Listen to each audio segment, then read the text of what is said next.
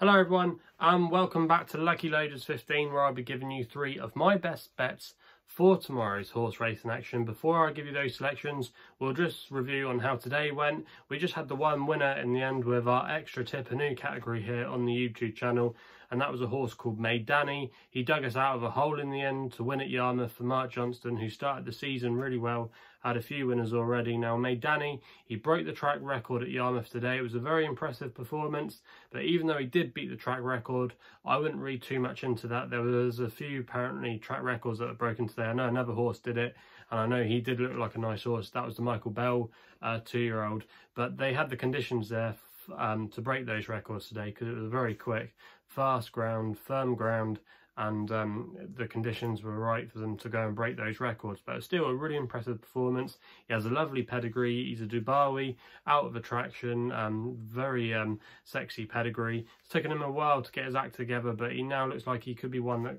that could creep through the handicaps, and who knows, maybe in the future he could be a patent company horse. But he's definitely one to keep on side. Our Nap hypothetical that ran in the classic trial, I'm not sure what happened to that one, to be honest. The money was down for it, 4-1 into 15.08, and there was a lot of market confidence behind it, but I don't think Frankie gave him the best ride. He put him out pretty much towards the front of the race throughout, was leading at one time, and then he got past, I can't remember what horse took the lead, but he then sat just off the pace in second place for a lot of the way. And then when he came into the home turn, Frankie pushed the button, he had nothing to give. And if you actually go and watch the race last time at Chelmsford, this horse was at the back and then came through and delivered a really strong turn of foot, and I think that's maybe how they should have ridden him. So I wouldn't give up on him. I think it was a bit of a peculiar race. Berlin Tango that won the race, not sure about that at all. He might have just been the best horse on the day. He had a bit of mixed form last year, if I remember, for Andrew Bolden. He's another trainer that started well, so watch out for his runners. But yeah, that's how our Nap went. Our Longshot over in France,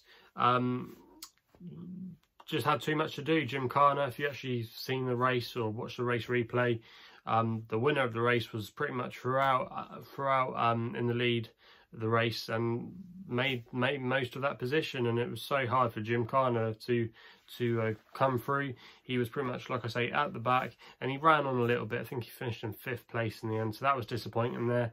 And then our next best, Billiston Brook, I'm not going to criticise her at all. Thought Sean Levy timed his run perfectly, but just probably needed the run, maybe as well, giving away the penalty. It was a competitive race in behind, but Billiston Brook, to be fair to her, she ran a nice race.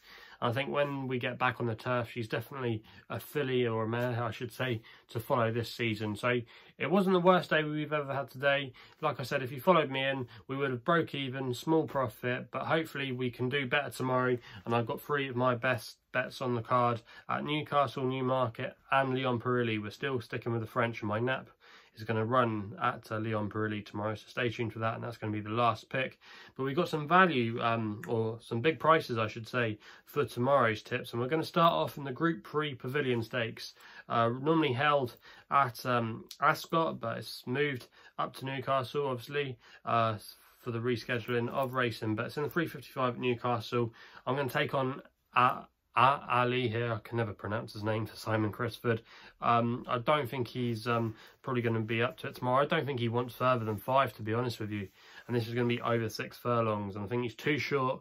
And the one I like to take him on with is Dubai Station. Now this horse is 25-1, which I think is a really big price, and you can get 4 places with quite a few firms in this race, and this is going to be my long shot tomorrow, but I think it should be at least a 12-1 chance. Now this horse is trained by Kyle Burke, and Ben Curtis is but for the ride. Now if you actually go back and look at this horse's form, he had a really good 2-year-old career, especially when he started out. He finished 3rd in the Norfolk Stake when running on at Royal Ascot last year behind Ali.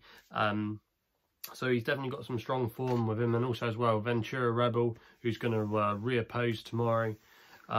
That's going to be interesting to see how they all get on.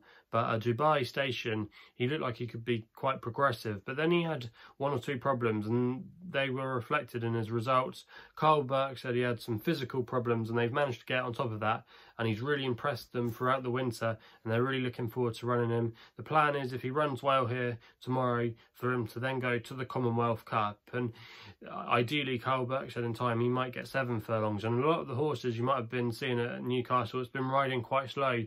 Those horses that maybe got a little bit of extra stamina have been the ones to follow, and the speedier types haven't been doing so well. And I just think Dubai Station tomorrow at 25 to 1 with his back class coming in fresh as well. He ran well, quite fresh last season, and Carl Burke's team have been going okay. They've only had one winner, which actually in fact was their last runner, but they've been running okay. They've had quite a lot of seconds. They've had a few places, so I wouldn't ignore that. I wouldn't look into that, I should say, too much. It's going to take obviously a while for these trainers to get fully running, but Dubai Station, I think he represents massive value, and I would really be against Ali. So yeah, I think Dubai Station 25 to 1. I think that's a cracking each way bet, and that's going to be my long shot. We then go with my next bet, which is actually a big price in the 4.45 at Newmarket, with a horse called Drummond Warrior. Now this horse is 18 to 1. I'm going to recommend an each way bet as my next best tomorrow, and there's 4 places on offer with 1 or 2 firms. Trained by Pam Sly, and Shane Kelly is booked for the ride. Now Pam Sly, she's not the most noteworthy trainer, but when she does get a nice horse, she can do really well with it. You might remember last year she had a same horse in the same colours called Dazzling Dan, and he was a really progressive handicapper in these sprint races. And Drummond Warrior, to be fair to him, was looking like he could be a similar horse to Dazzling Dan. Now he won his first 2 starts at Windsor last year. He sprung a surprise on debut at 20 to 1, and then he went in and won again.